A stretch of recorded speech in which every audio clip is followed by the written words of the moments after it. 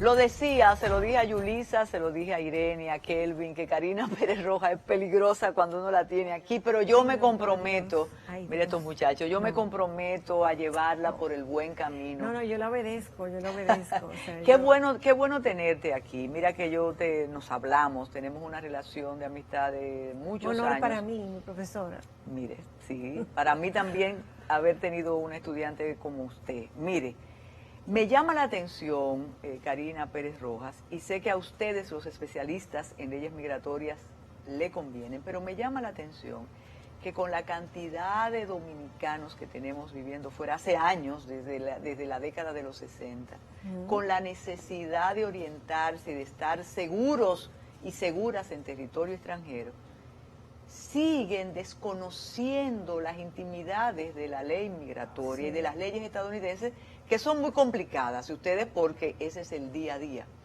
Y viene a cuento, y por ahí podemos comenzar, pero yo quisiera que tuviera más presencia con nosotros, a propósito de esta noticia que vamos a dar visa de trabajo. Yo he tenido una experiencia desde que todos estos muchachos se querían ir. Ellos pensaban, ellos se pensaban que se podían ir. Bueno, pero hay formas, hay visas de periodistas, y si tú tienes una sucursal allá o contratas con alguien, o sea, una empresa allá, hay intercambios y tiene la ventaja de que es por duración del estatus. Pero durante todo su ejercicio, me imagino que este anuncio de visa de trabajo ha provocado una reacción de júbilo que no es consona con la decisión. ¿Usted lo ha percibido en su consulta? Sí. O sea, yo realmente me sorprendo. Yo digo, pero ¿qué es lo que está pasando? Cualquiera cree que han hecho algún acuerdo que realmente beneficie de manera especial y particular a los dominicanos, pero no es así. O sea, ¿en qué consiste entonces? Ahí viene el tema. ¿Qué significa esta visa? ¿Cuál es la rapidez? ¿Qué es lo que tenemos que hacer para conseguirla? Porque les reitero. Mira, las visas de trabajo son muy amplias. Hay muchos tipos. Esta es una, y yo diría que una de las, digamos, las que no tienen tantas ventajas.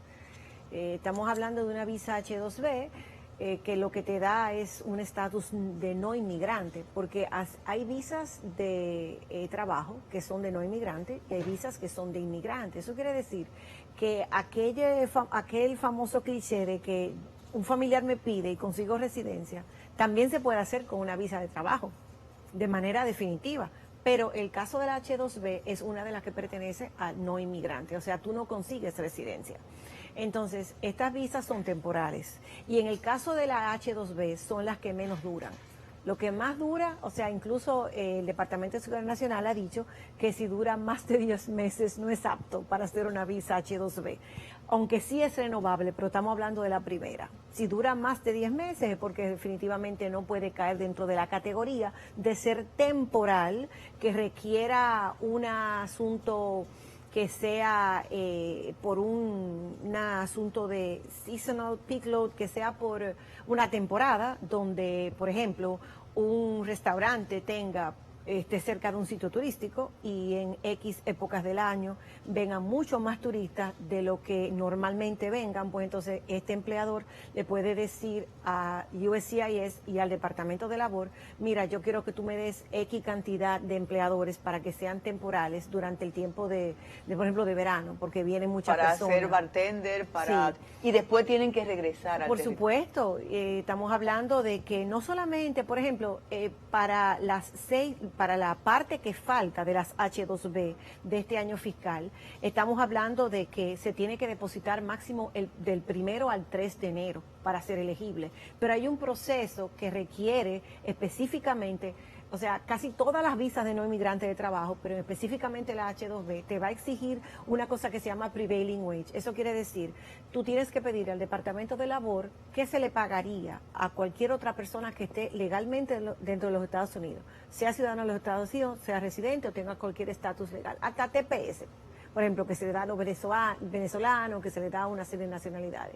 Entonces, tú tienes que tener eso aprobado, o sea, se le paga $15, $13, $20 por hora a una persona que esté allá legalmente. Tú no puedes pagarle menos a un extranjero. Esa es la primera parte. Después de esa parte, tú tienes que hacer otro proceso con el Departamento de Labor para ver si tú calificas. Y luego de eso es que tú envías la solicitud a migración. Entonces, si hablamos de los tiempos de procesamiento, estamos prácticamente ahí, porque solamente la primera parte se puede tomar de 30 a 60 días teniendo suerte. Karina, el asunto ha sido tan comentado que sé de unos colegas suyos extranjeros que han venido a impartir talleres para decirle a los dominicanos y a las dominicanas cómo conseguir esas visas. Lo más ¿Es tan difícil? Bueno, lo más importante, yo diría que lo más difícil es tener un empleador. O sea, cómo tú consigues un empleador que esté dispuesto a hacer ese proceso. Porque en el caso de la H2B, es como hablamos, es algo temporal. Es una cosa que va a durar 6 meses, que va a durar máximo 10 meses. Es renovable hasta por 3 años. Pero porque por eso son temporales. Porque muchos empleadores no quieren dar residencia por trabajo, no solamente porque la auditoría es de 5 años, estas son de 3, sino porque una vez tú tengas esa residencia aprobada por trabajo, ya tú eres residente. Residente, como si fuera una familia que te hubiera pedido. Tú te quieres quedar ahí, te quedas. Y por eso muchos empleadores lo que hacen es que lo hacen firmar contratos de exclusividad o de que no pueden divulgar secretos que hayan aprendido en la profesión estando con ellos. O sea, una de las preguntas más frecuentes, me la hacen aquí, es una persona que esté en Estados Unidos, el hermano de un bodeguero, ¿se puede aprovechar de esta visa? Sí, puede hacerlo, lo que pasa es que tiene que estar legalmente en los Estados Unidos. Si no está legalmente en los Estados Unidos, no lo puede hacer. También, en vez de hacerlo vía ajuste, puede venir para acá y hacer proceso consular. Perfectamente bien. Y otra pregunta, ¿es solo para los dominicanos? No, claro que no. Estamos hablando, creo que son como 80 países. Entonces, pero se creyó, incluso le dieron las gracias al presidente Biden por haber hecho esa deferencia. Eso es lo que da risa. No, yo creo que el presidente Biden, sí hay que decir la verdad. Mira, yo creo que el presidente Biden ha hecho algo, en el sentido de que ha hecho más expedito los procesos que estaban prácticamente estancados. Hay muchas cosas que el presidente Trump, por su amigo, el señor Stephen Miller, muy famoso, tú le das, ¿cómo que dice la juventud ahora? Google. Tú lo digo googleas. Google, Sí. pero ahora le dicen Google. Yo no sé si le dicen Google. Entonces tú lo buscas y tú ves lo antimigrante que es. Entonces es el que estaba haciendo la política del presidente Donald Trump. Entonces, por lo menos no tenemos eso con el presidente Biden. Pero la verdad es que hay muchísimas cosas.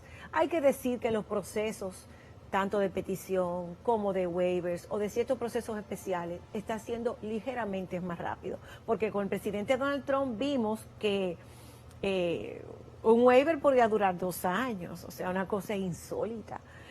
Pero fuera de lo que es tiempos de procesamiento, que no son para los dominicanos, eso afecta a todo el mundo, afecta a los grandes negocios, pero afecta de manera muy especial a los ciudadanos de los Estados Unidos que están pidiendo familia.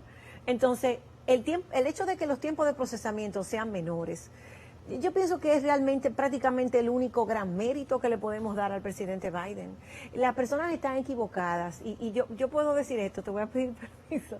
O sea, las personas creen que los demócratas son lo mejor que le puede pasar a República Dominicana y nos invadieron. Ay, eso iba. Tú después tú sí. lo dijiste, por eso me gusta hablar contigo.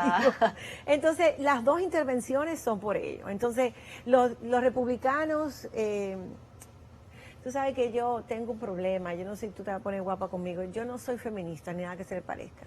Yo soy sumamente conservadora, yo soy más pro todo lo que tenga que ver con el Partido Republicano, en el sentido de que yo soy pro todo eso. Entonces, son más conservadores, pero se meten menos con nosotros, por lo que tú habías dicho. Pero el dominicano, yo no sé por qué lo es de esa manera. Incluso si tú te pones a pensar, la última gran reforma migratoria de los Estados Unidos, ¿de quién fue? Del presidente Ronald Reagan. Yo te voy a decir después, cuando tengamos tiempo, por qué. Porque hay toda una narrativa de dominicanos interesados en la política ya que hacen creer eso. Pero hay una pregunta importante, y nos dicen los muchachos aquí. ¿Hay suerte en el asunto de las visas? Ahora que tú dices... ¿De cuál tipo? Cuando la vecina pidió 5 muchachos y se fueron los 5 muchachos. ¿Estamos hablando de residencia? Esa es la diferencia. Me dice el compañero aquí que mi vecina se fueron 5 para Nueva York. ¿Cómo se van? Pero primero hay que ver en qué fecha, porque yo quiero que tú sepas que el consulado de los Estados Unidos en la República Dominicana ha tenido un par de inconvenientes de manera histórica. Lo que pasa es que aquí esas noticias no salen, pero personas que trabajan en esto todos los días como yo, todos los días, sabemos que como pasa en todos sitios, el consulado de los Estados Unidos ha tenido problemas con cónsules que hacen cosas que no deben de hacer. La gran diferencia es que ellos hacen su trabajo allá adentro. Hay una autoridad superior a los que ellos sí le temen. Eso no pasa muchas veces en la República Dominicana. No sé si es porque somos un país tercermundista, no sé si es porque, yo no sé. Yo no soy socióloga ni estudié tampoco política, pero sé que es una realidad. Entonces, hay muchas cosas, hay muchas historias, por ejemplo, de personas hace 20, 25 años, que se llevaron hasta los hermanos de crianza, los primos y los vecinos, creo que tú te refieres a eso, Exacto. porque falsificaban actas. Ponían ahí declaraciones tardías cuando el consulado no conocía ese truco. Pero ¿qué pasa? Que yo le digo a todos mis clientes, usted va o a hacer una solicitud de residencia o va a pedir a alguien con una visa B1 o B2 o va a incluir un dependiente con una visa de dependiente y usted va a presentar un acta tardía, incluso un ciudadano de los Estados Unidos que quiera declarar un hijo y va a presentar un acta tardía, ojo con eso. Eso es lo que los gringos le dicen eyebrow raiser. O sea, ya me estoy fijando más de la cuenta en ese caso. ¿Por qué? Porque este es un truco que se utilizó mucho aquí, sobre todo en los campos. Pero eso ya simplemente no existe. No, es más difícil hacerlo. No, Karina, es imposible hacerlo como estamos hoy, porque la ley de inmigración te dice muy claramente que en un caso de sospecha te obligan a hacer un ADN. Si tú no te lo quieres que hacer, tú no te lo tienes que hacer, pero el cónsul entonces no te tiene que dar la residencia. Eso es en materia de residencia. En materia de visa B1, B2, si tú tienes tiempo podemos hablar de eso, pero hasta antes de la pandemia, desde julio, agosto 2017, hasta cuando empezó la pandemia, estábamos en 18,000 aproximadamente visas emitidas de no inmigrantes en materia B1, B2, y eso fue bajando como así en picada, hasta un par de meses antes de la pandemia, cuando comenzó a estabilizarse y a subir por un piquito. Eso quiere decir que el presidente Donald Trump no quería dominicanos en los Estados Unidos, pura y simplemente, porque de tener 18,000 visas emitidas en un mes, bajamos a tener 6 o 5,000 desde julio, agosto 2017, y las estadísticas están ahí, hasta aproximadamente febrero, marzo del 2020, si la memoria no me equivoca. Entonces, hay petición no petición de ciudadanos, sino petición para que vuelvas a los 55 minutos con Yulisa Céspedes. Una pregunta aquí, dice, tengo un pariente que tiene viviendo 20 años en Estados Unidos, no tiene ningún papel, pero tiene negocios. ¿Eso es posible? que sea posible. Esto tiene una academia de karate, ayuda a la comunidad, pero no puede venir aquí porque no tiene ningún papel. Mira, hay que ver si hay algunas excepciones que le apliquen. Está la 245I, a ver si él puede hacer eso. Y hay algunas cosas que están fuera de lo que nosotros normalmente conocemos, que son incluso perdones congresionales. Yo particularmente no he hecho uno, estoy loca por hacer uno, ojalá me contrate y lo podamos hacer. Pero la verdad es que hay también un periodo de presencia ilegal que le va a aplicar, pero no por todo el tiempo. Entonces esas son cosas que son interesantes de ver. Karina, muchísimas gracias por sacrificar horas de tu noche, que yo sé que tú meditas. Yo trato de acostarme temprano y los animales son mis amigos. Lo más que yo te puedo pedir es que me deje decirle a la gente que se acuerde que hay una ley de protección animal. No sé si tienes anunciantes de carne, pero que no coman carne porque los animalitos son nuestros amigos. Yulisa Céspedes que tiene los anuncios. ¿Es verdad? Ok. Sí. Y no, hombre, Carmen. Y les duele cuando los matan, pero salvo eso no te voy a pedir más nada. Muchísimas gracias a la doctora Karina Pérez Rojas.